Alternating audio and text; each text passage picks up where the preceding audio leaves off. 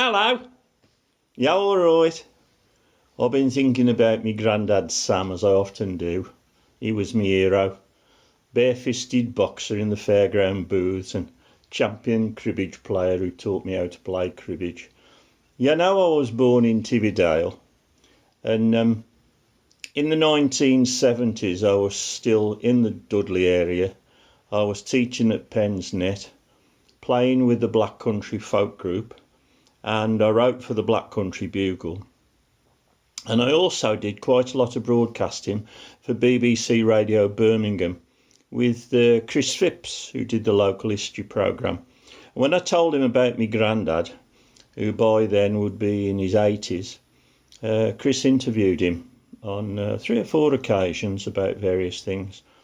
And one I remember well, he interviewed Grandad about his childhood in Dudley Port, and then when he was a young man in his early 20s in Tividale. And Grandad was a great storyteller. He had some lovely stories to tell.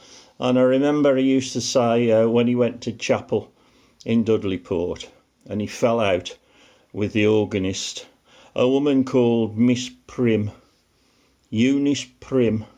I don't even know if that was a real name, but that's what they called her, Miss Prim, and I think she was. She was a bit of what we used to call a Bible puncher, and I was also head of the local Temperance League against all forms of alcohol. Any road, one Sunday, my Grandad went into the chapel. It was quite full, and as he walked in before he sat down, up come Miss Prim. Now, they don't get on. They never did. I don't know why, but they never did. And she said, "Samuel Birch, I saw your wheelbarrow parked outside young widow Edie's greengrocery shop on Friday afternoon. And it was there all afternoon, your wheelbarrow, propped up against the wall of her shop. The shop was closed, and I also noticed her bedroom curtains were closed. What were you doing, Samuel Birch? And remember, thou shalt not covet thy neighbour's ox." And Grandad Sam said, "Well, Miss Prism, you see, I'd gone to take her some vegetables off me dad's allotment, and I went in to give her these allotment vegetables so she could sell them in the shop. And I said I had a few odd jobs for me to do, and her had a headache, so her went upstairs to bed with her headache, bad headache, and I stopped and did the odd jobs in the shop. And that's why my wheelbarrow was there all afternoon, because I was busy working." said Miss Prim. "Well, also I noticed yesterday, Saturday, your wheelbarrow was parked nearly all day outside the Wonder Inn, a public house. Nearly all day it was there. I saw it myself with my own eyes, outside the Wonder Inn, Bottom Tividale.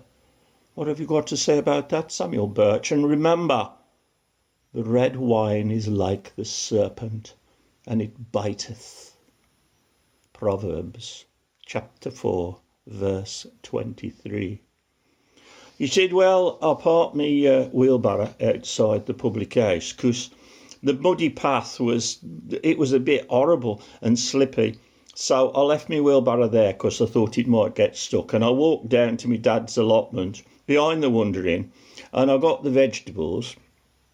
And I kept going and loading my wheelbarrow up. And that's why I was there most of the day, because I was busy. I put them in buckets and then put them in the wheelbarrow." Said Miss Bishop. "You were there all day. I noticed myself. Your wheelbarrow was parked up against the wall of the Wonder Inn. Samuel Birch, I think you're lying to me." And this was in front of the crowded congregation, all about his wheelbarrow being parked outside the widow's and then outside the pub. Well, in the end, my Grandad touched his cap, walked away and sat down. Got his own back, though. He parked his wheelbarrow all night outside Miss Prim's house. All night, overnight, right outside her house, he parked his wheelbarrow. He said, "Let 'em talk about that." Ta-ra! Ta-ra a bit.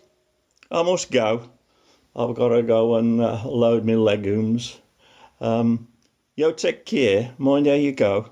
Keep out that Oss road. It's off getting busy out there and it's snowing and all. So keep out the Oss road. Thank you, Mother, for the palings, and I'll see you soon.